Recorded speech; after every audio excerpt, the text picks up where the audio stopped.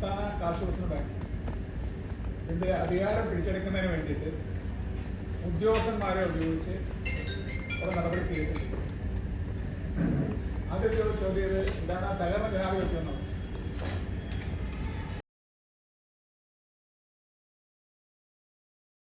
ആ സമയത്ത് നല്ല രീതിയിൽ നടക്കുന്ന ഒരു ബാങ്കിനെ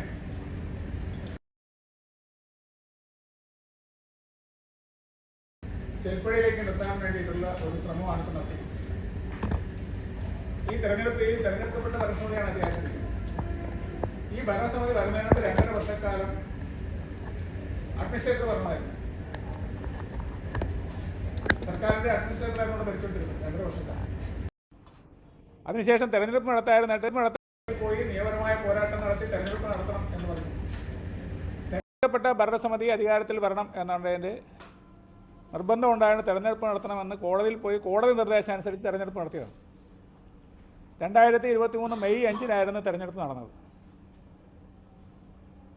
ഇപ്പോഴേ തെരഞ്ഞെടുക്കപ്പെട്ട ഭരണസമിതിക്ക് 6 മാസം വേണ്ടി വന്ന ഒരു അധികാരം തരാൻ വീണ്ടും ഭൂരിപക്ഷം കിട്ടിയ ഭരണസമിതി ഇലക്ടഡ് ഭരണസമിതിക്ക് മെയ് 5-ന് 2023 മെയ് 5 തിരഞ്ഞെടുക്കപ്പെട്ട ഭരണസമിതിക്ക് അഡ്മിനിസ്ട്രേറ്റർ അധികാരം ഒഴിഞ്ഞു തരുന്നില്ല. വീണ്ടും അതിനുശേഷം 3 കേസ് ഹൈക്കോടതിയിൽ കൊടുക്കുകയും കണ്ടംപ്റ്റ് കൊടുക്കുക കുഴപ്പത്തേക്ക് കണ്ടംപ്റ്റിന് അടുത്ത് ഈ ഭരണസമിതി സെപ്റ്റംബർ 5. അപ്പോൾ ഈ ഭരണസമിതി എങ്ങനെയും വരുത്താതിരിക്കാൻ വേണ്ടിയിട്ട് ഗവൺമെൻറ്റും ഡിപ്പാർട്ട്മെൻറ്റും ഭാഗമാണ് 6 മാസം തിരഞ്ഞെടുക്കപ്പെട്ട ഭരണസമിതിക്ക് നിലവിൽ 5 വർഷമാണ് ഇലക്ടഡ് ഭരണസമിതിയുടെ കാലാവധി. 5 വർഷമാണ്. ആ 5 വർഷം എന്ന് പറഞ്ഞാൽ മുൻകാലങ്ങളിൽ നേരത്തെ പറഞ്ഞ പോലെ അധികാരം ഏറ്റെടുത്ത് 5 വർഷമാണെങ്കിൽ സഹകരണ നിയമത്തിൽ മാറ്റം വരി തെരഞ്ഞെടുപ്പ് മുതൽ 5 വർഷമാണ്. അപ്പോൾ നിലവിലുള്ള ആ ഭരണസമിതിക്ക് 6 മാസം നഷ്ടപ്പെടുകയാണ് ഉണ്ടായത്. അധികാരം തരാതെ 6 മാസം നഷ്ടപ്പെടുത്തി. കണ്ടംപ്റ്റ് കൊടുക്കുന്നതിൻ്റെ അടിസ്ഥാനത്തിലാണ് വീണ്ടും അഡ്മിനിസ്ട്രേറ്റർ അധികാരം തയ്യാറായത്. ഈ തിരഞ്ഞെടുക്കപ്പെട്ട ഭരണസമിതി ഭൂരിപക്ഷ അധികാരത്തിലോടുകൂടി തിരഞ്ഞെടുക്കപ്പെട്ടതാണ്. സഹകരണ നിയമത്തിലും നമ്മുടെ കാർഷിക വികസന ബാങ്കിൻ്റെ ബൈലയുണ്ട്. ബൈലയിലും തിരഞ്ഞെടുക്കപ്പെട്ട ഭരണസമിതിക്ക് 5 വർഷമാണ് കാലാവധി. ഇടയ്ക്കിടയ്ക്ക് ഭരണസമിതി തിരഞ്ഞെടുപ്പില്ല. ഭരണസമിതിക്ക് തിരഞ്ഞെടുത്ത് കഴിഞ്ഞാൽ 5 വർഷം. ഭൂരിപക്ഷം നഷ്ടപ്പെടുകയാണെങ്കിൽ 5 വർഷം കഴിഞ്ഞവർക്ക് വീണ്ടും മത്സരിക്കാൻ ജയിക്കുക, അത്രേ ഉള്ളൂ. അതിന് ഭേദഗതിയൊന്നുമില്ല. 5 വർഷമാണ് കാലാവധി തിരഞ്ഞെടുപ്പെട്ടത്. സഹകരണ നിയമത്തിലും അത് തന്നെയാണ് പറയുന്നത്. പക്ഷേ ഇപ്പോൾ പുതിയ ആക്ടിന് വിരുദ്ധമായിട്ട് പുതിയ റൂൾ കൊണ്ടുവന്നു. എന്താണ്? പൊതുയോഗത്തിൽ നിന്നും ഭരണസമിതിയെ മാറ്റാനുള്ള അധികാരം. അങ്ങനെയാണെങ്കിൽ ഇത് ആദ്യം മാറ്റണ്ടേ? ഈ ഭരണസമിതിയുടെ ഈ ആക്ട് മാറ്റണം, ഈ ബൈല മാറ്റണം, അതൊക്കെ മാറ്റാൻ പറയണം. അതൊന്നും ചെയ്യാതെ സർക്കാർ ഒരു സുപ്രഭാതത്തിൽ ഒരു ഓർഡർ ഇറക്കുകയാണ്. നിങ്ങളുടെ എല്ലാം മാധ്യമ സുഹൃത്തുക്കളെല്ലാം കിട്ടിക്കാണുമെന്ന് ഞാൻ വിചാരിക്കുകയാണ്. ഏപ്രിൽ 3-നാണ് ഈ ഓർഡർ ഇറക്കുന്നത്. സർക്കാരിൻ്റെ അസാധാരണ ഗസറ്റ് ഏപ്രിൽ 3-ാം തീയതി ഓർഡർ ഇറക്കി. ഫെബ്രുവരി 22-ാം തീയതി ആദ്യമേ സർക്കാർ ഒരു ഉത്തരവിറക്കി, അസാധാരണ ഗസറ്റ്. ഈ അസാധാരണ ഗസറ്റിൽ പറഞ്ഞിരിക്കുന്നത് ജനറൽ ബോഡിയിൽ ഭൂരിപക്ഷം കൊണ്ട് ഭരണസമിതിയെ മാറ്റാം, ഭരണസമിതിയെ അവിശ്വാസം രേഖപ്പെടുത്താനാണ് ഈ അസാധാരണ ഗസറ്റ്. ഇത് ആക്ടിന് വിരുദ്ധമാണ്. ഇങ്ങനെ റൂൾ ഉണ്ടാക്കാൻ പറ്റില്ല. അതിനകത്ത് പറഞ്ഞിരിക്കുന്നത് എന്താണ്? അതിനകത്ത് പറഞ്ഞിട്ടുണ്ട്, കൃത്യമായി പറഞ്ഞിട്ടുണ്ട്. The notice hereby given that the draft rule will be taken up for consideration after 15 days. എന്ന് വെച്ചാൽ ഇത് പ്രസിദ്ധീകരിച്ച് 15 ദിവസത്തിനകം നിങ്ങൾക്ക് ആശയം കൊണ്ടേ കൊടുക്കാം. Any suggestion objection if any in respect of the draft rules. 15 ദിവസത്തിനകം ഈ ഡ്രാഫ്റ്റ് റൂളിൽ ആശയം കൊണ്ടേ കൊടുക്കാം. അഡീഷണൽ വല്ലതും ചേർക്കണമെങ്കിൽ കൊടുക്കാം. ഇതാണ് ഈ അസാധാരണ ഗസറ്റിൽ ആദ്യം പ്രസിദ്ധീകരിച്ച അസാധാരണ ഗസറ്റിൽ ഫെബ്രുവരി 22-ാം തീയതിയുള്ള അസാധാരണ ഗസറ്റാണ് ഇതിനകത്ത് പറഞ്ഞിരിക്കുന്നത്. ഈ അസാധാരണ ഗസറ്റ് വന്നതിന് ശേഷം ഞങ്ങൾ മാത്രമല്ല, കേരളത്തിലെ ഒരുപാട് സഹകാരികൾ ഇതെല്ലാം സർക്കാരിന് പരാതി ഞങ്ങൾ പരാതി കൊടുത്തു സർക്കാരിന്. ഇത് നിലവിൽ നിൽക്കുന്നതല്ല, ഇത് ആക്ട് വിരുദ്ധമാണ്. ഈ ആക്ട് വിരുദ്ധമായിട്ടുള്ള ഒരു റൂൾ ഉണ്ടാക്കാൻ പറ്റത്തില്ല. ഇങ്ങനെ ഉണ്ടാക്കേണ്ടത് ഭരണഘടനാ ലംഘനമാണ്. ഇങ്ങനെയാണെങ്കിൽ കേരളത്തിലെ സർക്കാരിന് തന്നെ നിലനിൽക്കുന്നുണ്ടാകില്ല. കഴിഞ്ഞ പാർലമെൻറ്റ് തെരഞ്ഞെടുപ്പിൽ ഇപ്പോൾ ഭരിക്കുന്ന സർക്കാരിനെ നിരവധി അസംബ്ലി തെരഞ്ഞെടുപ്പിൽ അവർക്ക് ഭൂരിപക്ഷമില്ല. പാർലമെൻറ്റ് തെരഞ്ഞെടുപ്പിൽ. അങ്ങനെയാണെങ്കിൽ സർക്കാർ MLA രാജിവെച്ച് പോകണമല്ലോ, സ്വയം രാജിവെക്കണമല്ലോ. അങ്ങനെയല്ലല്ല, അങ്ങനെ ഒരു നിയമം ഇല്ല. അവർ തിരഞ്ഞെടുക്കപ്പെട്ടാൽ അവർ കാലാവധി കഴിയുന്നവരെ അവരാണ്. ഇടയ്ക്ക് വെച്ച് പാർലമെൻറ്റ് തിരഞ്ഞെടുപ്പ് അവിടെ നിയമസഭയിൽ അവരുടെ ഭൂരിപക്ഷം നഷ്ടപ്പെട്ട് പോകാൻ പറ്റത്തില്ല. അത് ഞങ്ങൾ കാണിച്ചു കൊടുത്ത്, ഞങ്ങൾ എഴുതി മേടിച്ചിട്ടുണ്ട്. ഗവൺമെൻറ് സെക്രട്ടറി എടുത്ത് കോപ്പി റിസീവ്ഡ് എഴുതി മേടിച്ചു. ഒന്ന് വിളിക്കണ്ടേ? പിന്നെ എന്തിനാ അവർ പറഞ്ഞ് പബ്ലിഷ് ചെയ്ത് 15 ദിവസത്തിനകം പരാതി കൊടുക്കാൻ നിങ്ങളുടെ ഒബ്ജക്ഷൻ കോൾ ഫോർ ചെയ്ത് എന്തിനാണ്? ഇതൊന്നും വിളിച്ചിട്ടില്ല, ഞങ്ങൾ അന്വേഷിച്ചിട്ടേ ഇല്ല. പരാതി കൊടുത്തത് കിട്ടിയെന്ന് പറയാൻ വേണ്ടിയിട്ടാണ്. നേരിട്ട് കൊടുത്ത് കോപ്പി റിസീവ്ഡ് ചെയ്ത് സീൽ വെച്ച് വാങ്ങിച്ചതിന് വേണ്ടിയിട്ടാണ്. നാളെ പറയരുത് കൊടുക്കണം. ഏപ്രിൽ 3 ആ കാലാവധി 15 ദിവസം കഴിഞ്ഞപ്പോഴത്തേക്ക്, ഏപ്രിൽ 3 ആ കറക്റ്റ് ഡേറ്റ് കഴിഞ്ഞപ്പോഴത്തേക്ക് ഏപ്രിൽ 3 വീണ്ടും അസാധാരണ ഗസറ്റ് ഇറക്കിയിരുന്നു. ഇത് അംഗീകരിച്ചു. ഏത് നമ്മളെ കേട്ടുമില്ല, ഒന്നുമില്ല. ഇതെന്തിനും ഒബ്ജക്ഷൻ കോൾ ഫോർ ചെയ്ത് ഗവൺമെൻറ് എന്തിന്, ഡിപ്പാർട്ട്മെൻറ്റ് എന്തിനു ഇതിന് കോൾ ഫോർ ചെയ്ത് ഞങ്ങൾക്ക് എന്ന്. അപ്പോൾ ഏപ്രിൽ 3-ാം തീയതി ഈ അസാധാരണ ഗസറ്റ് ഇത് ഫൈനൽ റൂള് ഗസറ്റിൽ പ്രസിദ്ധീകരിച്ചു. പെട്ടെന്ന് തന്നെ അവർ എഴുതി മേടിച്ച് സർക്കാർ അവിടെ നിന്ന് പരാതിക്കാരെടുക്കുക. അതായത് എന്ത് പറയുക, പുതിയ റൂളിനനുസരിച്ചിട്ട് 2 പരാതിക്കാർ 2 പേര് കൊടുത്താൽ മതി. നിലവിലുള്ള ആരെങ്കിലും 2 ആളുകൾ ഇതിനകത്തുള്ള 2 പ്രതികൾ പരാതി കൊടുത്താൽ മതി എന്നാണ് പറയുന്നത്. നമുക്ക് 77 പേരുണ്ടെങ്കിൽ 77 ഒരുമിച്ച് അല്ല ഭൂരിപക്ഷം ആളുകൾ പരാതി കൊടുക്കുമെന്ന് വേണ്ട, 2 പേര് കൊടുത്താൽ മതി എന്ന് പറഞ്ഞ് 2 ആളുടെ പരാതി മേടിച്ചിട്ട് ഈ 3-ാം തീയതി 4-ാം തീയതി തന്നെ മേടിച്ച് 3-ാം തീയതി ഗസറ്റ് പബ്ലിഷ് ചെയ്യുന്നു, 4-ാം തീയതി മേടിക്കുന്നു. അടുത്ത ഉടനെ തന്നെ ഓർഡർ ഇറക്കുകയാണ്. ഏത് 4-ാം തീയതി പരാതി മേടിക്കുന്നു. അതിനകത്ത് പറഞ്ഞിരിക്കുന്ന രജിസ്ട്രാർ തീരുമാനിക്കുന്ന ഉദ്യോഗസ്ഥൻ, കംപ്ലയിൻറ്റ് കൊടുക്കുന്ന രജിസ്ട്രാർക്കാണ്. രജിസ്ട്രാർ തീരുമാനിക്കുന്ന ഒരു ഉദ്യോഗസ്ഥനോ ഈ അവിശ്വാസം രേഖപ്പെടുന്ന അതിനുള്ള നടപടി സ്വീകരിക്കാമെന്നാണ് പറയുന്നത്. 3-ാം തീയതി ആയിരിക്കും 2 പേരിക്കുന്നു. സർക്കാരിലേക്ക് ഡിപ്പാർട്ട്മെൻറ്റ് പരാതി എഴുതി മേടിക്കുന്നു. പരാതിയിലൊരു കഴമ്പില്ല. ഈ റൂള് മാത്രമേ പറയുന്നുള്ളൂ. ഇതിനകത്ത് റൂൾ 443 എന്ന് പറയുന്നത് അത് മാത്രമേ പറയുന്നുള്ളൂ, വേറെ ഒന്നും പറയുന്നില്ല.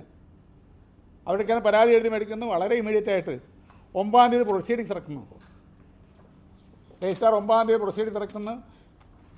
ആരെ വെച്ച്? ഒരു അഡീഷണൽ രജിസ്ട്രാർ സജീർ എന്ന് പറയുന്ന ഒരു അഡീഷണൽ രജിസ്ട്രാറെ ചുമതലപ്പെടുത്തി 9-ാം തീയതി പ്രൊസീഡിങ്സ് ഇറക്കുന്നു. ഇതിൻ്റെ പിന്നെ ഒരു തിരക്കഥയുണ്ട്. അതാണ് ഇതിനകത്ത് ഏറ്റവും പ്രധാനപ്പെട്ടത്. അതാണ് നിങ്ങൾ മാധ്യമപ്രവർത്തകർ അറിയേണ്ട ഏറ്റവും പ്രധാനപ്പെട്ട തിരക്കഥയാണ്. 9-ാം തീയതി ഇതിൻ്റെ പ്രൊസീഡിങ്സ് ഇറക്കുന്നു. 9-ാം തീയതി അഡീഷണൽ രജിസ്ട്രാറെ വെച്ച് പ്രൊസീഡിങ്സ് ഇറക്കുന്നു. പക്ഷേ ആ പ്രൊസീഡിങ്സ് ഇറക്കുമ്പോൾ 8-ാം തീയതി തന്നെ ഈ അഡീഷണൽ രജിസ്ട്രാർ, ചുമതലക്കാരന് അഡീഷണൽ രജിസ്ട്രാർ നോട്ടീസ് ഇഷ്യൂ ചെയ്ത് കഴിഞ്ഞു. പൊതുയോഗ നോട്ടീസ് ഇത് കഴിഞ്ഞ് 9-ാം തീയതിയാണ് രജിസ്ട്രാറുടെ പ്രൊസീഡിങ്സ് ഇറക്കുന്നത്. അഡീഷണൽ രജിസ്ട്രാറെ സജീർ എന്ന് പറയുന്ന അഡീഷണൽ രജിസ്ട്രാറെ ചുമതലപ്പെടുത്തിക്കൊണ്ടുള്ള ഉത്തരവിറക്കുന്നത് 9-ാം തീയതി. 8-ാം തീയതി അഡീഷണൽ രജിസ്ട്രാർ എല്ലാ ബാങ്കുകളിലേക്കും സെക്രട്ടറിമാർക്ക് കത്തയക്കുന്നു, നോട്ടീസ് അയക്കുന്നു. അപ്പോൾ കഥ എഴുതുന്നതിന് മുമ്പ് തിരക്കഥ എഴുതുമല്ലോ, തിരക്കഥയാണ് കണ്ടത് 8-ാം തീയതി എഴുതിയിരിക്കുന്നത്. അപ്പോൾ ഞങ്ങളിതിൽ ചോദ്യം ചെയ്യുന്നതിന് വേണ്ടിയിട്ട് കോടതി കൊടുത്തു. അതിലേക്കാണ് വരുന്നത്. കോടതി കൊടുക്കുമ്പോൾ ഇവിടുത്തെ MD എന്ന് പറയുന്ന മാനേജിംഗ് ഡയറക്ടർ IAS ഉദ്യോഗസ്ഥനാണ് മാനേജിംഗ് ഡയറക്ടർ. അദ്ദേഹം ഞങ്ങൾക്കെല്ലാം ഇട്ട് തന്നപ്പോൾ ഇങ്ങനെ ഒരു സാധനം വന്നിട്ടുണ്ട്, വിട്ട് തന്നു. ഇതനുസരിച്ച് കോടതി ചോദ്യമാണ്, നിയമപരമായി നിൽക്കുന്നതല്ല. കോടതി ചോദ്യം ചെയ്യാൻ കൊടുക്കുമ്പോഴത്തേക്ക് ഇത് മാറ്റുന്നു, തിരുത്തുന്നു. ഗവൺമെൻറ് അങ്ങോട്ട് വിളിക്കുന്നു, ആദ്യം MD വിളിക്കുന്നു, ഇത് മാറ്റാൻ പറയുന്നു, ഇത് തിരുത്തണം, 8 എന്നുള്ളത് 9 ആക്കണമെന്ന് പറഞ്ഞു. എന്ന് വെച്ചാൽ ഈ തിരക്കഥ ശരിയല്ലെന്നുള്ളവർക്ക് പിന്നീട് മനസ്സിലായി. ഇതിനകത്ത് കള്ളക്കളി ഗവൺമെൻറ് പിന്നെ മനസ്സിലായി, അല്ലെങ്കിൽ ഡിപ്പാർട്ട്മെൻറ്റ് ഉദ്യോഗസ്ഥർക്ക് പിന്നെ മനസ്സിലായിട്ട് ഈ നോട്ടീസ് തിരുത്തുന്നു. രണ്ടാമത് ഗവൺമെൻറ് ഇത് ചോദ്യം ചെയ്യുന്നതിന് വേണ്ടി കോടതി കൊടുത്ത ഈ നോട്ടീസ് ഇതിൻ്റെ ഒറിജിനൽ ഇതല്ലെന്ന് പറഞ്ഞിട്ട് വീണ്ടും തിരുത്തിയാണ്. അപ്പോൾ അധികാരം പിടിക്കുന്നതിന് വേണ്ടി ഉദ്യോഗസ്ഥന്മാരെ മനഃപൂർവ്വം ഉപയോഗിക്കണം. എവിടെയും കേട്ടിട്ടുണ്ടേ? ഒരു സഹകരണ സ്ഥാപനം, എത്രയോ സഹകരണ സ്ഥാപനം കൊള്ളയടിച്ച് കൊണ്ടുവന്ന് ഈ കൊള്ളക്കാർക്ക് കൂട്ടി നിൽക്കുകയല്ലേ ഗവൺമെൻറ് ഡിപ്പാർട്ട്മെൻറ്റ് നടത്തുന്നത്. നിങ്ങൾ പത്രങ്ങളിൽ ഇത് മാധ്യമപ്രവർത്തകരല്ലേ? ഇന്നത്തെ ഏത് പത്രം എടുത്ത് നോക്കിയാലും ഒരു ദിവസം ബാങ്ക് കൊള്ളയടിച്ചാലേ കാണാൻ പറ്റുന്നത്. ആരെ കൊള്ളയടിക്കുന്നതിനകത്ത്? കൊള്ളയടിക്കുന്ന ബാങ്കുകളെല്ലാം ഇടതുപക്ഷത്തിൻ്റെതാണ്. അവർ കൂട്ടി നിൽക്കുകയല്ലേ ഗവൺമെൻറ് ഇവർ ഈ ഉദ്യോഗസ്ഥന്മാർ ചെയ്യുന്നത്. നല്ലതിന് ഈ ബാങ്കിനെ കുറിച്ച് എന്തെങ്കിലും ആശയം ഉണ്ടെങ്കിൽ പറയാം. എന്താ ഈ ഡിപ്പാർട്ട്മെൻറ്റ് ഇത്ര സ്പീഡ് കാണിച്ചത്? ഒരാഴ്ച എന്തിനാണ്? ഒരു ഓർഡർ വന്നിട്ട് ഒരാഴ്ച എന്തിനാണ്? ഞങ്ങൾ തീരുമാനം എടുത്തിട്ടുണ്ടോ? ഞെട്ടിയതിനകത്ത് ഈ നമ്മളൊരു ദിവസം ഞെട്ടി എഴുന്നേറ്റ് ഇവിടെ വയനാട് ദുരന്തം, മുണ്ടൈക്കയും ചൂരൽമലയിലെ ആളുകളെല്ലാം ഒഴുകിപ്പോയി. നമ്മൾ പ്രയാസത്തിൽ ഞങ്ങൾ ഒരാഴ്ച കൂടി ആ പ്രദേശത്തുള്ള 1,05,00,000 രൂപ എടുത്തുള്ളൂ പറഞ്ഞു. തീരുമാനം എടുത്ത് ഗവൺമെൻറ്. ഞങ്ങൾ കൊടുത്തു, ഗവൺമെൻറ് കൊടുത്തു, ഡിപ്പാർട്ട്മെൻറ്റ് കൊടുത്തു. എത്ര നാളായി? ഇതുവരെ തന്നിട്ടില്ല, പൈസ തന്നിട്ടില്ല. ഇത് അപ്പോൾ ഈ ഗവൺമെൻറ്റിന് അല്ല ഡിപ്പാർട്ട്മെൻറ്റിന് മാനുഷിക പരിഗണന ഉണ്ടോ? എന്തെങ്കിലും മാനുഷിക പരിഗണന? ഒരു ഗവൺമെൻറ് അനുവാദം കൂടാതെയല്ലേ ഞങ്ങൾ തീരുമാനിച്ചത്. നാട്ടിലെ ജനങ്ങളുടെ പ്രശ്നങ്ങൾ നമുക്കുണ്ടാകണമെന്ന് തീരുമാനിച്ചു. ആ പ്രദേശത്ത് ഒരാഴ്ചക്കുള്ളിൽ ഞങ്ങൾ റിപ്പോർട്ട് വാങ്ങിച്ചു. അവിടുന്ന് റീജിയണൽ മാനേജർ കൊടുത്ത് ആ ബാങ്കിൽ ആ 2 ബില്യണിലുള്ള എത്ര ആളുകൾ നഷ്ടമുണ്ടായി, എത്ര ബാങ്കുകൾ ലോൺ എടുത്ത എത്ര ആളുകളുണ്ട്. 1,05,00,000 രൂപ ഒരാഴ്ചക്കുള്ളിൽ വാങ്ങിച്ചു. ബാങ്ക് തീരുമാനിച്ചു, പൊതുയോഗം തീരുമാനിച്ചു, സർക്കാരിന് കൊടുത്തു. സർക്കാർ തരണ്ടേ? അപ്പോൾ സാധാരണക്കാരനോടല്ലേ പ്രതിബദ്ധത? ആരോടാണ് ഇവർക്കുള്ളത്? ഈ ബാങ്ക് പിടിക്കുന്നതിനോടുള്ള പ്രതിബദ്ധത അല്ലാതെ ജനങ്ങളുടെ എന്തെങ്കിലും പ്രതിബദ്ധത ഉണ്ട്? ഡിപ്പാർട്ട്മെൻറ്റിനുണ്ടോ, ഗവൺമെൻറ്റിനുണ്ടോ? ഉണ്ടെങ്കിൽ ചെയ്യേണ്ട ആ മാനുഷിക പരിഗണന. വയനാട് ദുരന്തത്തിൽ ജീവൻ നഷ്ടപ്പെട്ടവരുടെ കുടുംബത്തിന് ഒരു ആശ്വാസം കൊടുത്ത ഒരു ബാങ്കല്ലേ നമ്മൾ? വേറെ ഏത് ബാങ്ക് കൊടുത്തിട്ടുണ്ട്? ഒരാഴ്ചക്കുള്ള തീരുമാനിച്ചത്. ഒരു വർഷം കഴിഞ്ഞില്ലേ? എന്താ വരാത്തത്? പക്ഷേ ഇതിനെ ഒരാഴ്ചക്കുള്ളിൽ ഇവർക്ക് എന്താ പറയാനുള്ളത്? കൺകറൻ്റ് ഓഡിറ്റ് 4 പേർ ഉദ്യോഗസ്ഥന്മാരെ ഓഡിറ്റ് ചെയ്തുകൊണ്ട് ഡെയിലി 1 രൂപയുടെ എന്തെങ്കിലും ഉണ്ടെങ്കിൽ അവർ പറയണം.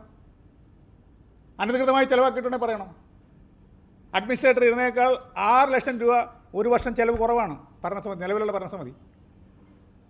ഭരണസമിതി 6 ലക്ഷം കുറവാണ്. കഴിഞ്ഞ വർഷത്തേക്കാൾ 200 കോടി രൂപ വീട്ടിൽ കൂടുതൽ കൊടുത്തിരിക്കുന്നു കർഷകർക്ക് കൊടുക്കാൻ വേണ്ടി. നബാർഡുമായിട്ട് സംസാരിച്ച് നമ്മൾ ഏറ്റവും കുറഞ്ഞ വായ്പ, പലിശ കുറഞ്ഞ വായ്പ വേണമെന്ന് വെച്ചാൽ 8% വേണമെന്ന് പറഞ്ഞ് നബാർഡ് ചെയർമാനുമായിട്ട് കണ്ട്, കേരളത്തിലെ ജനങ്ങൾ പാവങ്ങളാണ്, അവർക്ക് വലിയ പലിശക്കുള്ള ലോൺ കൊടുക്കാൻ പറ്റത്തില്ല, 8% പലിശയ്ക്ക് പോയി നബാർഡ് ചെയർമാൻ നിരവധി തവണ സംസാരിച്ച് നമ്മൾ 8% പലിശയ്ക്ക് കൊടുത്ത് വായ്പ. ഗവൺമെൻറ് എന്താ പറയാനുള്ളത്? ഡിപ്പാർട്ട്മെൻറ്റ് എന്താ പറയാനുള്ളത്? അപ്പോൾ അവർക്ക് ഒരൊറ്റ ലക്ഷ്യമേ ഉള്ളൂ, അധികാരം പിടിച്ചെടുക്കുക എന്നുള്ളത്, അല്ലെ പിടിച്ചു കൊടുക്കുക എന്നുള്ളത്. ഇടതുപക്ഷത്തിൽ കൊടുക്കുക എന്നുള്ള ഒരു അജണ്ടയാണത്. അതിൻ്റെ ഭാഗമല്ലെങ്കിൽ ഇത് തിരുത്തേണ്ട കാര്യം എന്താണ്? 9-ാം തീയതി ആളെ പോസ്റ്റ് ചെയ്യുന്നു, 8-ാം തീയതി നോട്ടീസ് അയക്കുന്നത്. നേരത്തെ ഇതെല്ലാം തീരുമാനിച്ചു വെച്ചിരിക്കുന്ന തിരക്കഥയുടെ ഭാഗമായിട്ടാണ് ഇതെല്ലാം നടത്തിക്കൊണ്ടിരിക്കുന്നത്. ഇത് ഏറ്റവും പ്രധാനമായിട്ട് നേരത്തെ പറഞ്ഞ പോലെ പ്രിയപ്പെട്ട മാധ്യമപ്രവർത്തകർക്കാണ് ഇതിനകത്ത് പ്രധാന പങ്ക് വഹിക്കാനുള്ളത്. നിങ്ങളൂടെ അന്വേഷിക്കണം ഈ ഭരണസമിതിക്കെതിരെ എന്ത് കുറ്റമാണുള്ളതെന്ന് പറയണം. 2 പരാതിയാണുള്ളത്. 2023 അവർ 5 ചോദ്യം ചോദിച്ചിട്ട്, പൊതുയോഗത്തിൽ 5 ചോദ്യം ചോദിച്ചിട്ട് അതിന് മറുപടി കൊടുത്തില്ലെന്ന്. കഴിഞ്ഞ പൊതുയോഗത്തിലല്ല, അതിന് മുമ്പുള്ള പൊതുയോഗത്തിൽ. അത് നമ്മൾ പറയുകയും ചെയ്തു. നമ്മൾ ആ ചോദ്യം ചോദിക്കണവർ ആ യോഗത്തിൽ ചോദിക്കണ്ടേ? എഴുതുന്നാൽ മാത്രം പോരല്ല. ആ ചോദ്യത്തിൽ വന്നവർ, ആ പൊതുയോഗത്തിൽ പങ്കെടുക്കുന്നവർ നമ്മളതിന് മറുപടി എഴുതി വെച്ചിരുന്നു. ചോദിച്ചാൽ പറയും, മറുപടി പറയും. അതിനെന്താ മറുപടി പറയാൻ എന്താ ബുദ്ധിമുട്ട്? ചോദ്യം ചോദിക്കാനുള്ള അവകാശം അവർക്ക് എല്ലാവർക്കും ഉള്ളതല്ലേ. അതിന് മറുപടി എന്തിനാ ബുദ്ധിമുട്ടുന്നത്? എന്തിനാ പ്രയാസപ്പെടുന്നത്? എന്തിനാ? ഒരു പ്രയാസപ്പെടേണ്ട കാര്യമില്ല. ഏത് ചോദ്യത്തിനും മറുപടി പറയാൻ ഈ ഭരണസമിതി തയ്യാറാണ്. അതിനൊരു പ്രയാസവും ഇല്ല. എന്ത് ചോദ്യം ചോദിക്കാം, മാധ്യമപ്രവർത്തകർ ചോദിച്ചോട്ടെ, പുറത്തേക്കുന്നവർ ചോദിക്കട്ടെ, അതിനകത്ത് വരുന്നവർ ചോദിച്ചോട്ടെ, ആര് പറഞ്ഞാലും മറുപടി പറയാൻ ബാധ്യസ്ഥരാണ് ഇലക്ടഡ് ഭരണസമിതിയാണ്. ആ ഇലക്ടഡ് ഭരണസമിതിയോട് ജനങ്ങളുടെ പ്രതിബദ്ധതയുണ്ട്, മാധ്യമങ്ങളുടെ പ്രതിബദ്ധതയുണ്ട്, ഈ മെമ്പർമാരുടെ പ്രതിബദ്ധതയുണ്ട്. അതുകൊണ്ട് അവർ ചോദിക്കുന്ന എല്ലാ ചോദ്യങ്ങൾക്കും മറുപടി പറയാൻ നമുക്ക് യാതൊരു പ്രയാസവും ഇല്ല. നമുക്കൊന്നും മറച്ചു വയ്ക്കാനില്ലല്ലോ, ഒന്നും മറച്ചു വയ്ക്കാനില്ല. ഈ ഭരണസമിതിക്ക് ഒരു കാര്യവും മറച്ചു വയ്ക്കാനില്ല. അവർ ചോദിക്കുന്ന ഏത് ചോദ്യത്തിനും മറുപടി പറയാൻ തയ്യാറാണ്. പൊതുവെ ചോദിക്കുന്ന മറുപടി പറയാൻ തയ്യാറാണ്. അപ്പോൾ ഈ ഭരണസമിതിയെ പിരിച്ചുവിടുക എന്നുള്ള ഒരൊറ്റ ലക്ഷ്യമല്ല, അതിൻ്റെ പിന്നിൽ വേറെ ലക്ഷ്യമില്ല. നിങ്ങളറിയണം, നിങ്ങൾ ഇതിന് മുമ്പുള്ള കാര്യങ്ങൾ ചർച്ച ചെയ്തിട്ടുള്ളത് നമുക്കറിയാം. നമുക്ക് കഴിഞ്ഞ വർഷമാണ്, അതായത് 15ാം നിയമസഭയാണ് ഏറ്റവും അവസാനം സഹകരണ ബില്ല് മാറ്റങ്ങൾ വരുത്തുന്നത്. ഈ 15ാം നിയമസഭയിൽ ബില്ലുകൾക്ക് മാറ്റം വരുത്തുന്നത് സഹകരണ നിയമം പൊളിച്ചെഴുതുമ്പോൾ എങ്ങനെയാണ്? ആദ്യമേ സെലക്ട് കമ്മിറ്റിക്ക് വിട്ടു, 2-3 ജില്ലകൾ കേന്ദ്രീകരിച്ച് ചർച്ച നടത്തി. എന്തൊക്കെ മാറ്റം വരുത്താമെന്ന് സഹകാരികളുമായിട്ട് ചർച്ച നടത്തി. ഒരു 3 ജില്ലകൾക്ക് വേണ്ടി 3 ജില്ലകൾക്കാണ് സെലക്ട് കമ്മിറ്റി വിട്ടിട്ട് ആ സെലക്ട് കമ്മിറ്റി അംഗങ്ങൾ പോയിട്ട് ചർച്ച ചെയ്യുന്നത്. സഹകാരികളെ വിളിച്ച് ചർച്ച ചെയ്യുന്നു. എല്ലാ വിഭാഗത്തിലുള്ള സഹകാരികളെ വിളിച്ച് ചർച്ച ചെയ്യുന്നത് 3 ജില്ലയ്ക്ക് വെച്ചിട്ടാണ് ചർച്ച ചെയ്യുന്നത്. അങ്ങനെ ചർച്ച ചെയ്ത ഈ ബില്ല് വന്നു. അത് ഗസറ്റിൽ പബ്ലിഷ് ചെയ്തു. ആദ്യമേ അത് സെലക്ട് കമ്മിറ്റിക്ക് വിട്ടു. അത് സബ്ജക്റ്റ് കമ്മിറ്റിക്ക് വിട്ടു. അതിന് ശേഷം സബ്ജക്റ്റ് കമ്മിറ്റിക്ക് വിട്ടതിന് ശേഷം അത് ഫൈനൽ ഉത്തരവായി ബില്ല് പ്രസിദ്ധീകരിച്ചു. അത് നിയമസഭയിൽ വന്നു, 15ാം നിയമസഭയിൽ വന്നു. ആ 15ാം നിയമസഭയിൽ വന്നപ്പോൾ ഇതിനകത്ത് ഈ റൂളില്ലല്ലോ. എന്താ കാര്യം? ഒരു വർഷത്തിനകം രാജ്യം ഇടി കഴിഞ്ഞ സംഭവം എന്തെങ്കിലും ഉണ്ടായോ? ഇപ്പോൾ ഇവിടെ ഒരു റൂള് മാത്രം മാറ്റാനായിട്ട് വേറെ ഒന്നിനും ഇല്ലല്ലോ. വേറെ ഒരു റൂള് മാറ്റിയിട്ടില്ല. അന്ന് വിശദമായി ചർച്ച ചെയ്തതിന് ശേഷമല്ലേ എത്ര ദിവസം എടുത്ത്. ഒരു നിയമസഭ കൂടി അത് സെലക്ട് കമ്മിറ്റിക്ക് വിട്ടു, സബ്ജക്റ്റ് കമ്മിറ്റിക്ക് വിട്ടു, പിന്നെ ഗസറ്റ് പബ്ലിഷ് ചെയ്ത് അതോടെ അസംബ്ലി വന്ന് ബില്ലായി പാസ്സാക്കി എല്ലാം പോയതല്ലേ. എന്തോരം ചർച്ച നടത്തി, നിയമസഭയിലെല്ലാം ചർച്ച നടത്തി എല്ലാം പോയതല്ലേ. അതിന് പേര് തന്നെ സമഗ്രമായ പരിഷ്കരണം എന്നാണ് ബില്ലിൽ. സഹകരണ നിയമത്തിൽ സമഗ്രമായ പരിഷ്കരണം നടത്തി. നമുക്ക് ആരും പറഞ്ഞില്ലല്ലോ, ആ ബില്ലിനെതിരായിട്ട് ആരും ആക്ഷേപം പറഞ്ഞില്ലല്ലോ. അപ്പോൾ അങ്ങനെ ചെയ്ത ഒരു സാധനം നിലവിൽ നിൽക്കുകയെ ഇതിന് മാത്രം ഒരു റൂള് പെട്ടെന്ന് അമെൻഡ് ചെയ്ത് ഒരാഴ്ച കൊണ്ട് പരാതി മേടിക്കുക, കൊടുക്കുക, അപ്പോൾ തന്നെ പിരിച്ചുവിടാനുള്ളത്. വേറെ ഒരുപാട് കാര്യമുണ്ട്. ഇത് അവർക്ക് നോട്ടീസ് അയക്കുന്നത് വേണ്ടി തന്നെ സാധാരണഗതിയിൽ ആ ഭരണസമിതിയിൽ തിരഞ്ഞെടുക്കപ്പെട്ട അംഗങ്ങളാണ് വരേണ്ടത്. അതിനുവേണ്ടി അവർ കൊടുത്തിരിക്കുന്ന ആർക്കാണ്? അവിടെ സെക്രട്ടറിമാർ ഹാജരാകണം, വോട്ട് ചെയ്യണമെന്നൊക്കെ പറഞ്ഞ് ഒരു ലെറ്റർ ഞാൻ വായിക്കാം നിങ്ങളുടെ. ഒരു പൊതുയോഗ നോട്ടീസാണ്. ഈ അഡീഷണൽ രജിസ്റ്റർ അയച്ചിട്ട് ഒരു പൊതുയോഗ നോട്ടീസാണ്. അഡ്രസ്സ് നിങ്ങൾ കണ്ടു കാണും. സെക്രട്ടറി ഇങ്ങനെ മടക്കിയിട്ട് അഡീഷണൽ രജിസ്ട്രാറുടെ ഓഫീസിന് അയച്ചിരിക്കുകയാണ്. അഡീഷണൽ രജിസ്ട്രാർ തിരുവനന്തപുരം, അദ്ദേഹത്തിൻ്റെ ഓഫീസിന് അയച്ചിരിക്കുകയാണ്. ആരാ വോട്ട് ചെയ്യേണ്ടത്? ഇവിടെ വന്നിട്ട് ഇതിൽ പങ്കെടുക്കേണ്ട ആരാണ്? അതായത് ഓരോ പ്രദേശത്തുള്ള ബാങ്കിൽ നിന്ന് പ്രതിനിധികളാണ് ഇവിടെ വരേണ്ടത്. 77 ബാങ്കിൽ നിന്ന് പ്രതികളാണ്. ഏറ്റവും അവസാനത്തെ നിങ്ങൾ കഴിക്കാൻ സെക്രട്ടറിയുടെ അഡ്രസ്സ് ചെയ്ത് വിട്ടിരിക്കുകയാണ്. കാർഷിക വികസന ബാങ്കിൻ്റെ പൊതുയോഗം ചേരുന്നതാണ് എന്നിവർ അറിയിക്കുന്നു. പ്രസ്തുത യോഗത്തിൽ താങ്കൾ കൃത്യമായി ചർച്ചയിൽ വോട്ടെടുപ്പിലും പങ്കെടുക്കണം. എങ്ങനെയുണ്ട്? സെക്രട്ടറിക്ക് അഡ്രസ്സ് ചെയ്തിരിക്കുക. ആര് പങ്കെടുക്കണം? സെക്രട്ടറിയാണോ ഇതിനകത്ത് പങ്കെടുക്കേണ്ടത്? എന്ന് വെച്ചാൽ ഇതൊക്കെ വളരെ ധൃതിയിലാകുമ്പോഴത്തേക്ക് എന്താ ചെയ്യേണ്ടതെന്ന് അറിയാമല്ലോ. പറഞ്ഞ് ഇത് ചെയ്യണം, ഇത് പിരിച്ചുവിടണം, എപ്പോഴത്തെ പിരിച്ചുവിടണമെന്ന് പറയുമ്പോൾ അങ്ങോട്ട് ചെയ്തേക്കണം. ഇതെല്ലാം എൻ്റെ പ്രിയപ്പെട്ട മാധ്യമ സുഹൃത്തുക്കളാണ് ഇത് വെളിയിൽ കൊണ്ടുവരുന്നത്. നിങ്ങളാണ്. ഞങ്ങളുടെ പേരിൽ എന്തെങ്കിലും കുഴപ്പമുണ്ടെങ്കിൽ നിങ്ങൾക്ക് പറയാം, മാധ്യമ സുഹൃത്തുക്കൾക്ക് പറയാം. ഒരു കുഴപ്പമില്ല, ഞങ്ങൾക്ക് ആക്ഷേപമില്ല. ഞങ്ങൾ പറയാനും ചോദിക്കാനും പറയാനും ഒക്കെ നമ്മൾ അല്ല. ഇത് UDF ഭരണസമിതിയാണ്. അല്ല ഗവൺമെൻറ്റിന് നേരത്തെ പറഞ്ഞ പോലെ ഗവൺമെൻറ്റിന് ഒരു അജണ്ട ഉണ്ടെന്നാണ് ഞാൻ മനസ്സിലാക്കുന്നത്. വയനാട് ദുരന്തം ഉണ്ടായപ്പോൾ നേരത്തെ പറഞ്ഞ പോലെ ഞങ്ങൾ 1,05,00,000 രൂപ അവിടുത്തെ പ്രാദേശികമായി കൊടുക്കാമെന്ന് പറഞ്ഞു. ഞങ്ങളുടെ ആരും നിർദ്ദേശിച്ചില്ല. ഗവൺമെൻറ്റിന് പറഞ്ഞു. ഗവൺമെൻറ് ഞങ്ങൾ 50 ലക്ഷം രൂപ അപ്പം തന്നെ കൊണ്ട് കൊടുത്തു. ഞങ്ങൾക്ക് ജനങ്ങളുടെ പ്രതിബദ്ധത ഉള്ളതുകൊണ്ട് സർക്കാർ ഒരു ഫണ്ട് സ്വീകരിക്കുമെന്ന് പറഞ്ഞപ്പോൾ നമ്മുടെ കോൺട്രിബ്യൂഷൻ ആദ്യമേ കൊടുക്കണം തീരുമാനിച്ചു. വിത്തിൻ 7 days ഞങ്ങൾ കൊടുത്തു. 7 ദിവസത്തിനകം നമ്മൾ റിപ്പോർട്ട് മേടിച്ച് 7 ദിവസത്തിനകം 1,05,00,000 എഴുതാൻ തള്ളിയത്. ഇതെല്ലാം ജനങ്ങളുടെ ബാധ്യതയാണ്. ജനങ്ങളാൽ തിരഞ്ഞെടുക്കപ്പെട്ട ഒരു ഭരണസമിതിയാണ്. ഇതിൻ്റെ കാലാവധി 5 വർഷമാണ്. നിയമാനുസരിച്ച് കാലാവധി 5 വർഷമാണ്. ഞങ്ങളുടെ ബൈല അനുസരിച്ച് 5 വർഷമാണ്. അല്ലെങ്കിൽ ഇനി സർക്കാർ ഇത് മാറ്റണം. ഇടയ്ക്കിടയ്ക്ക് ഞങ്ങൾക്ക് 5 വർഷം എന്നുള്ള കാലാവധി മാറ്റിയിട്ട് ഞങ്ങളിങ്ങനെ ഇടയ്ക്കിടയ്ക്ക് ഇതിൻ്റെ കാലാവധി ഇങ്ങനെ മാറ്റിക്കൊണ്ടിരിക്കും. അതായത് ഓന്തിൻ്റെ നിറം മാറുന്ന പോലെ ഇത് 5 വർഷം തന്നെ കാലാവധി ഇല്ല, ഞങ്ങൾക്ക് ഇടയ്ക്കിടയ്ക്ക് മാറ്റാനുള്ള അധികാരം ഉണ്ടെന്നുള്ള ഒരു ക്ലോസ് കൂടി ഇത് ഞങ്ങളോട് പറയണം. നിങ്ങൾ ആ ക്ലോസ് കൂടി ഇതിനകത്ത് വെക്കാൻ പറയണം. ഏത് ഈ ബൈലയിൽ ക്ലോസ് ചേർക്കണം.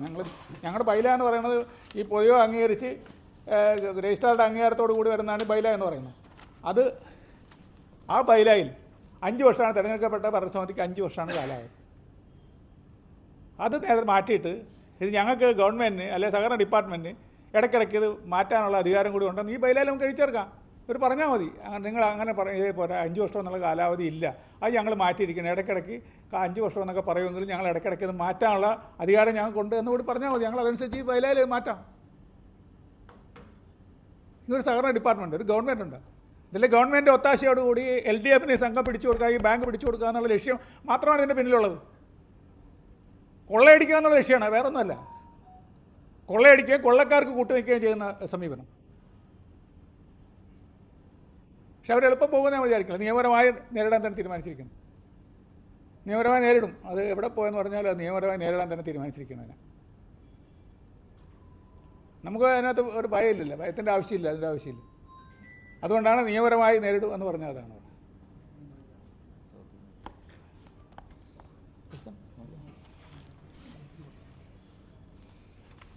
പ്രസിഡന്റ് വിശദീകരിച്ച് പൂർണ്ണമായിട്ടും എല്ലാ കാര്യങ്ങളും പറഞ്ഞിട്ടുണ്ട്.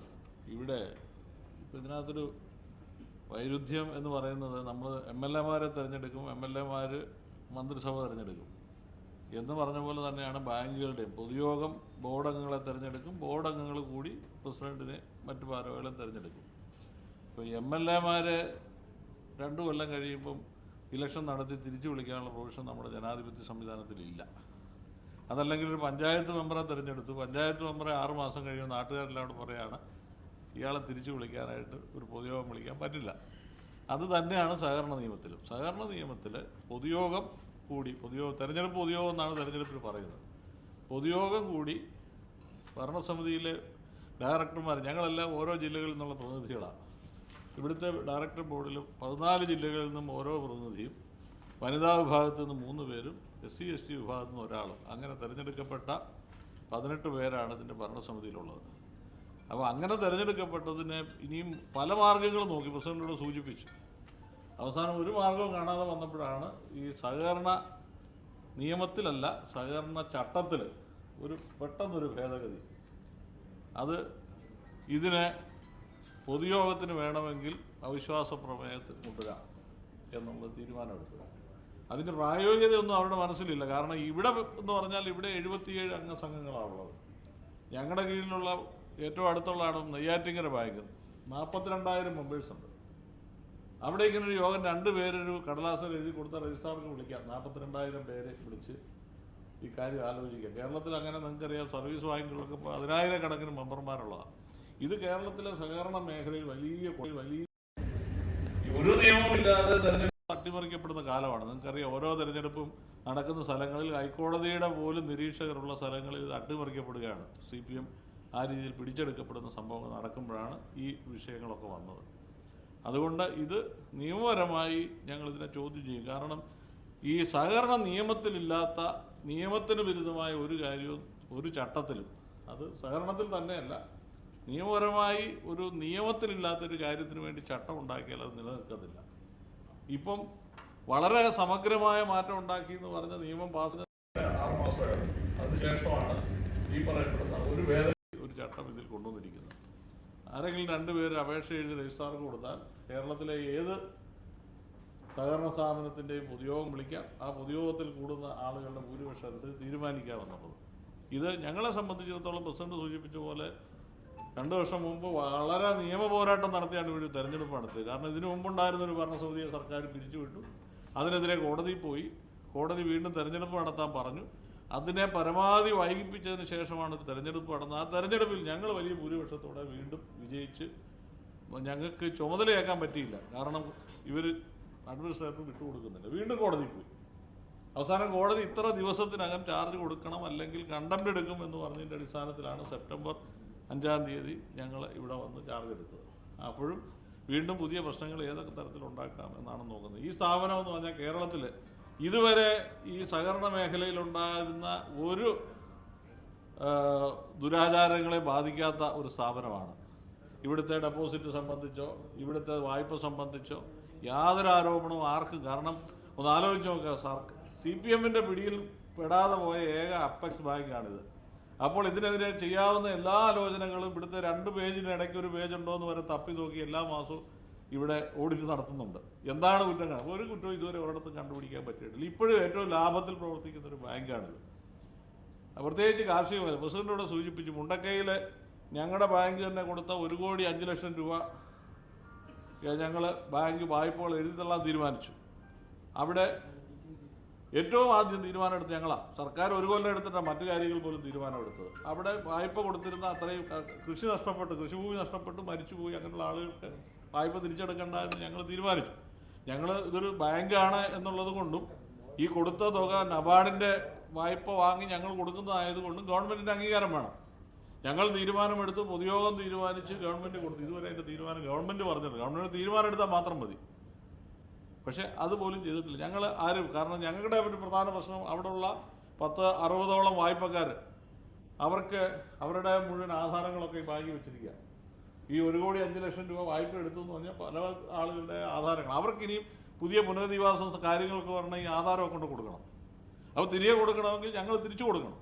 അതിനാണ് ഞങ്ങൾ ഒരാഴ്ചക്കകം തീരുമാനമെടുത്ത് സർക്കാർ ഒരു തീരുമാനം ഇങ്ങോട്ട് പറഞ്ഞ് ഞങ്ങൾ പിറ്റേ ദിവസം ഇവരുടെ എല്ലാം ആധാരങ്ങളെല്ലാം തിരിച്ചു കൊടുത്ത് അത്രയ്ക്ക് ജനപക്ഷത്ത് നിന്നാണ് ഈ കാര്യങ്ങളൊക്കെ ചെയ്തത്. ഇപ്പോഴാണ് ഒരു നോട്ടീസ് കൊടുത്തിട്ടുണ്ട്, ഇവിടെ ഇങ്ങനെ യോഗം വിളിക്കണമെന്ന് പറഞ്ഞിരിക്കുക. ഞങ്ങളെ സംബന്ധിച്ചിടത്തോളം 5 വർഷത്തേക്ക് തിരഞ്ഞെടുക്കപ്പെട്ട ഒരു ഭരണസമിതിയാണ്. ഇതിനിടയ്ക്ക് ഇപ്പം കേരളത്തിലെ ഭരണ സംവിധാനത്തോട് ജനങ്ങൾക്ക് എതിർപ്പുണ്ടെങ്കിൽ ഇടയ്ക്കൊരു യോഗം ചേർന്ന് ഏതെങ്കിലും MLA-മാരെ തിരിച്ചു വിളിക്കാൻ പറ്റുമോ? അതുകൊണ്ട് അങ്ങനൊരു ജനാധിപത്യപരമല്ലാത്ത ഒരു തീരുമാനത്തിലൂടെ ഇങ്ങനെ ഇടപെടുന്നതിന് ഞങ്ങൾ ശക്തമായി എതിർക്കും. നിയമപരമായും ഒക്കെ ആ കാര്യങ്ങൾക്ക് വേണ്ട നടപടികൾ സ്വീകരിക്കും. ഈ ബാങ്കിൻ്റെ സുഗമമായ പ്രവർത്തനത്തെ ഇവർ കൈകടത്തി ഉപദ്രവിക്കരുത് എന്ന് മാത്രമാണ് ഞങ്ങൾക്ക് പറയാനുള്ളത്. ഇതിൽ വളരെ ഭംഗിയായി പോകുന്നു. കേരളത്തിലെ 14 ജില്ലകളിലും റീജിയണൽ ഓഫീസുകളും കേരളത്തിലെ എല്ലാ താലൂക്കുകളിലും പ്രൈമറി ബാങ്കുകളുമുള്ള ഒരു സ്ഥാപനമാണ്. ഇതിനെ ഈ രീതിയിൽ സർക്കാർ ലക്ഷ്യമിടുന്നത് എന്താണെന്ന് ഞങ്ങൾക്ക് മനസ്സിലാകുന്നില്ല. കാരണം ഈ നിയമം വായിക്കുമ്പോൾ സഹകരണ നിയമത്തിലെ പൊതുവായ ഒരു ഭേദഗതിയാണ്. പക്ഷേ ജഗതി സിനിമയെ പറഞ്ഞാൽ ഇത് എന്നെ ഉദ്ദേശിച്ച് മാത്രമാണ് എന്ന് പറഞ്ഞതുപോലെ വായിക്കുന്ന ഞങ്ങൾക്ക് മനസ്സിലാകും ഈ ഒരു ബാങ്കിനെ മാത്രം ഉദ്ദേശിച്ചാണ് ഈ കാര്യങ്ങൾ. അതുകൊണ്ടാണ് ഈ ധൃതി വെച്ച് ചെയ്യുമ്പോൾ ഈ ഒരുപാട് പ്രശ്നങ്ങളും ഒക്കെ ഇതിനകത്ത് കടന്നുകൂടിയിരിക്കുന്നത്. അതുകൊണ്ട് അതിന് വേണ്ട രീതിയിലുള്ള നടപടികൾ ഞങ്ങൾ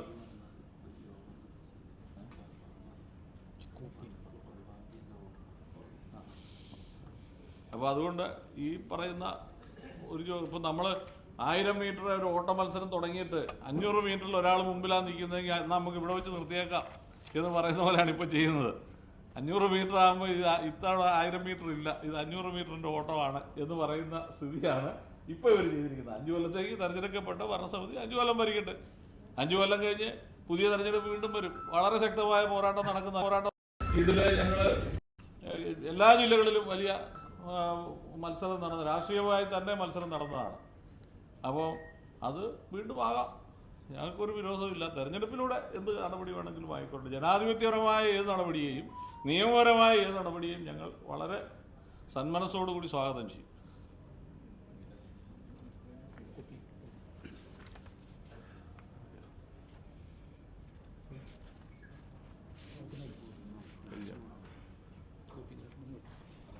ബ്രീഫിംഗ് ടൈപ്പ് ചെയ്തിട്ട് എന്തോ 24 ഈ മാസം 24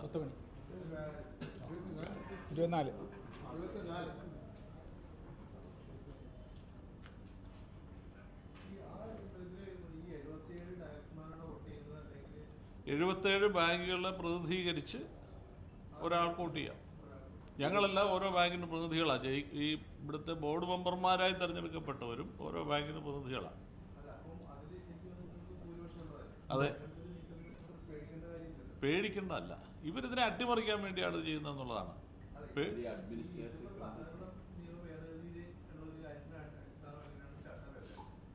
സഹകരണ നിയമ ഭേദഗതിയല്ല, അതാണ് ഞാൻ അടിയോടെ സഹകരണ ചട്ടത്തിലാണ് ഭേദഗതി. നിയമത്തിലില്ലിത്. അതേ പറ്റുള്ളൂ. നിയമത്തിന്റെ അടിസ്ഥാനത്തിൽ അല്ലെന്നാ പറഞ്ഞത്. അല്ല, ഞങ്ങൾ കോടതി ചോദ്യം ചെയ്തിട്ടുണ്ട്. തീരുമാനമായില്ല എന്ന് മാത്രം. കാരണം സർക്കാരിൻ്റെ നിയമപരമായ ഒരു കാര്യമായതുകൊണ്ടാണ് ഞങ്ങൾ കോടതി ചോദ്യം ചെയ്തിട്ടുണ്ട്. ഈ നിയമം പബ്ലിഷ് ചെയ്തത് ഈ ഏപ്രിൽ മാസം 3-ാം തീയതിയാണ്. ഏപ്രിൽ മാസം 3-ാം തീയതി പബ്ലിഷ് ചെയ്ത് കേരളത്തിൽ ആകെ ഒരു പരാതി കിട്ടിയുള്ളൂ. അത് ഈ ബാങ്കിൻ്റെ പേരിൽ CPM ഒരു നോട്ടീസ് അതിൻ്റെ അടിസ്ഥാനത്തിൽ ഇവിടെ 24-ാം തീയതി യോഗം വിളിക്കുന്നതാണ്. അപ്പം ഞങ്ങൾ പറഞ്ഞതാണ് നിയമത്തിൽ പറയാത്തൊരു കാര്യം, ബൈലോയിൽ പറയാത്തൊരു കാരണം ചട്ടത്തിൽ കൂടി കൊണ്ടുവരികയാണ്. ആ ചട്ടം എന്ന് പറയുന്നത് നിയമസഭ പാസാക്കിയതല്ല, ഇവിടുന്ന് സഹകരണ രജിസ്ട്രാറെ കൊണ്ട് പബ്ലിഷ് ചെയ്യിച്ചതാണ്. എന്തോ ഇല്ലെന്ന് ഞാൻ പറഞ്ഞ ആക്ടിൻ്റെ ഏറ്റവും പരിഷ്കരിച്ച പതിപ്പ് ഇവിടെ ഇരിപ്പുണ്ട്. സഹകരണ മേഖലയിൽ ഒരിടത്തും ഒരു പൊതുയോഗത്തിലും അവിശ്വാസ പ്രമേയം എന്നൊരു കാഴ്ചപ്പാടില്ല. ഞങ്ങളുടെ ചോദ്യം ചെയ്യലും അത് തന്നെയാണ്. അതായത് ആക്ടിന് വിരുദ്ധമായിട്ടാണ് ഈ ചട്ടം ഉണ്ടാക്കിയെന്നാണ് ഞങ്ങൾ പറയുന്നത്. ആക്ടിനെ ബേസ് ചെയ്തേ ഉണ്ടാക്കുള്ളൂ.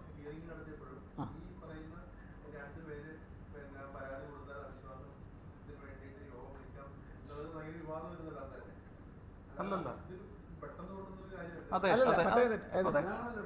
അല്ലല്ല, രണ്ടും രണ്ടായിട്ട് കാണണം. ഈ എല്ലാ ജില്ലകളിലും സിറ്റിംഗ് നടത്തി ഹിയറിംഗ് നടത്തി എന്നൊക്കെ പറയുന്ന സഹകരണ നിയമ ഭേദഗതിയുടെ കാര്യത്തിലാണ്. ഈ ചട്ടം ഭേദഗതിന് അതൊന്നും നടത്തിയിട്ടില്ല. അല്ല, ഉണ്ട്, ആവശ്യമുണ്ട്. ഇവർ ഡ്രാഫ്റ്റ് പബ്ലിഷ് ചെയ്ത് പരാതിയുള്ളവർ കൊടുക്കണം, അവരെ കേൾക്കുമെന്ന് പറഞ്ഞിട്ടുണ്ട്. ഞങ്ങളൊക്കെ പരാതി കൊടുത്തു. കേരളത്തിൻ്റെ എല്ലാ മേഖലയിലും സഹകാരികളൊക്കെ പരാതി കൊടുത്തു. ഒരു പരാതി ഒരിടത്തും കേട്ടിട്ടില്ല. ഞങ്ങളെ ആരെയും വിളിച്ചിട്ടില്ല, ഞങ്ങൾക്ക് അറിയാവുന്ന ആരെയും വിളിച്ചിട്ടില്ല. ഓരോ ജില്ലയിലും അതിനൊരു ഹിയറിംഗ് നടത്തിയിട്ടില്ല. അപ്പോൾ ഇത് വളരെ ധൃതി പിടിച്ച് പെട്ടെന്ന് പബ്ലിഷ് ചെയ്ത് 15 ദിവസം, 16ാമത്തെ ദിവസം ഫൈനൽ പബ്ലിഷ് ചെയ്തു. 17ാമത്തെ ദിവസം ആദ്യത്തെ പരാതി മേടിച്ചു. അതാ പ്രസിഡന്റ് പറഞ്ഞ ഒരു തിരക്കഥയുണ്ട് ഇതിന്. അതെ അതെ, ഞങ്ങൾ നിയമപരമായി നേരിടും. ഈ ചട്ടം നിലനിൽക്കില്ല എന്നുള്ള നിലപാടിൽ തന്നെയാണ് ഞങ്ങൾ. യോഗത്തിലൊക്കെ പങ്കെടുക്കും. കാരണം ഇല്ല, ഞങ്ങൾ നിയമം തന്നെ തെറ്റാണെന്നല്ല. ഇപ്പൊ ഈ ചട്ടം ആക്ടിനെ ബേസ് ചെയ്തേ ചട്ടം ഉണ്ടാക്കാൻ പറ്റത്തുള്ളൂ. റൂൾ ഉണ്ടാക്കണമെങ്കിൽ ആക്ടിനെ ബേസ് ചെയ്ത് ഉണ്ടാക്കാൻ പറ്റത്തുള്ളൂ. ഇത് ആക്ടിനെ ബേസ് ചെയ്തിട്ടല്ല ഇത് ഉണ്ടാക്കിയിരിക്കുന്നത്. ഇത് കോടതി പോകാൻ ഞങ്ങൾ ചലഞ്ച് ചെയ്യണത് ആക്ടിനെ ബേസ് ചെയ്ത് വേണം ഇത് ചട്ടം ഉണ്ടാക്കാൻ. ഏതാ അത് ഞങ്ങൾക്ക് പറയാനുള്ള വേദിയല്ലേ ഇത്? പിന്നെ ഇത് നിയമപരമല്ലെന്ന് പറയാമല്ലോ അതിനകത്ത്. ഞങ്ങൾ നിലവിലെ ഇവിടുത്തെ ഭരണസമിതിയല്ലേ, നിലവിലെ ഭരണസമിതിയാണ്. ഞങ്ങളൊക്കെ ഇതിനകത്ത് പ്രതിനിധികളുമാണ്.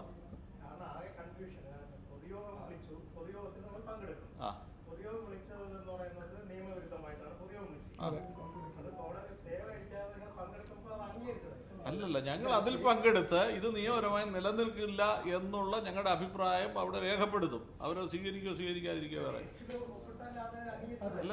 ഞങ്ങൾ ഇതിനെ എതിർത്തുകൊണ്ടുള്ള ഞങ്ങളുടെ നിലപാട് അവിടെ എടുക്കും. അത് സംശയമൊന്നും. എന്തോ വോട്ടെടുപ്പ് നടക്കട്ടെ. ഞാൻ പറഞ്ഞത് ഞങ്ങൾക്ക് മഹാഭൂരിപക്ഷം പല സ്ഥലത്തും പല രീതിയിൽ ഇത് മാറ്റിമറിച്ചിട്ടുണ്ട്. തെരഞ്ഞെടുപ്പ് വോട്ടിങ് ഇപ്പോൾ വടകര ബാങ്ക് ഞങ്ങളുടെ വർഷങ്ങളായി UDF മാത്രം ജയിക്കുന്നൊരു ബാങ്കാണ്.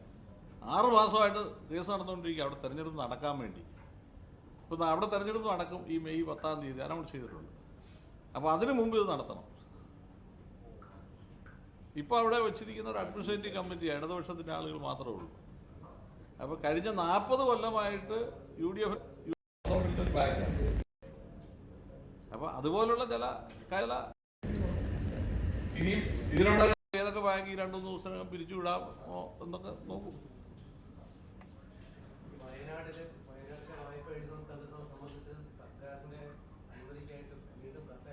റിമൈൻഡർ കൊടുത്തു. റിമൈൻഡർ അയച്ചു. ബോർഡ് തീരുമാനിച്ച പൊതുയോഗം തീരുമാനിച്ചു.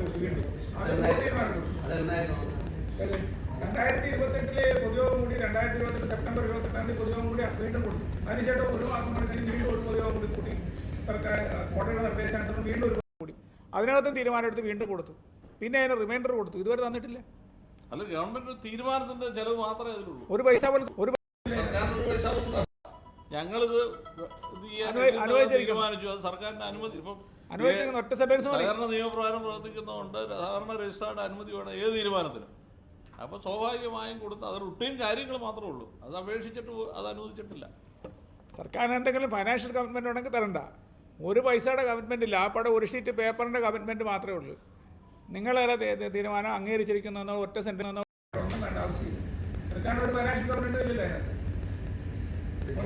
ആവശ്യപ്പെടുന്നില്ല.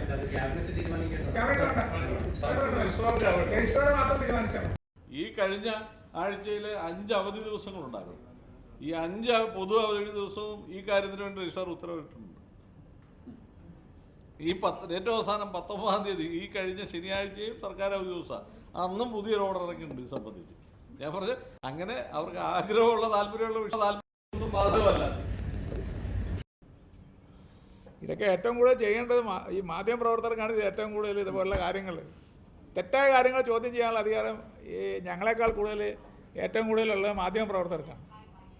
ശരിയാ തെറ്റാണ് തിരിച്ചറിയാനുള്ള ബാധ്യത നിങ്ങൾക്കുണ്ട്. അതുകൊണ്ടാണ് ഞാൻ പ്രിയപ്പെട്ട എൻ്റെ മാധ്യമ സുഹൃത്തുക്കളോട് പറയാനുള്ളത്, നിങ്ങളിതിൻ്റെ ശരിയും തെറ്റും മനസ്സിലാക്കി പുറത്തു കൊണ്ടുവരണം. ഞങ്ങളുടെ പേരിൽ എന്തെങ്കിലും അപാകത ഉണ്ടെങ്കിൽ, ഇതിനകത്ത് ഞങ്ങളെക്കുറിച്ച് ആക്ഷേപമുണ്ടെങ്കിൽ ഇവർക്ക് കൊടുക്കാം. എന്ത് ആക്ഷേപമുള്ളത് ഒന്നുമില്ല. ആ പടം 2 ചോദ്യം ഇതേ ഉള്ളൂ. ഏത് ആ പടമുള്ള 2 ഇതേ ഉള്ളൂ ആക്ഷേപം. ഇത് അവർ കൊടുത്തിരിക്കുന്ന പരാതിയിൽ എന്ന് വെച്ചാൽ ഒന്നും പറയാനില്ല.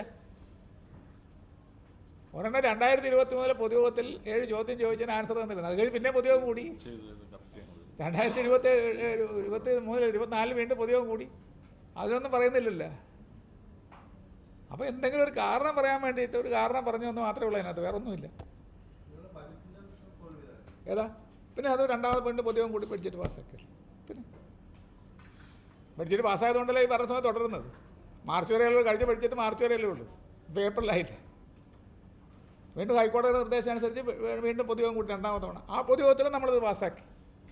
ഏത് വയനാട് ദുരന്തത്തിലെ പൈസ കൊടുക്കണമെന്ന് അതിനകത്ത് പാസ്സാക്കി. വീണ്ടും റിമൈൻഡർ കൊടുത്തു, പൈസ കൊടുക്കണം. ആ തിടുക്ക് ഈ വർഷങ്ങളായി കാണിക്കാത്ത തിടുക്ക് ഇതിനകത്ത് എന്തിനാണ് കാണിക്കണമെന്ന് ചോദിക്കുന്നത്.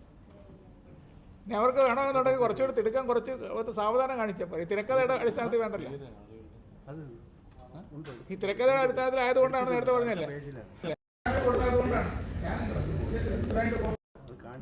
8-ാം തീയതി വെച്ച് നോട്ടീസ് അയച്ചത് എന്തിനാണെന്ന് വെച്ചാൽ എനിക്ക് തന്ന നോട്ടീസല്ല, ഇതെന്നെ MD ക്ക് കൊടുത്തിട്ടുണ്ട്.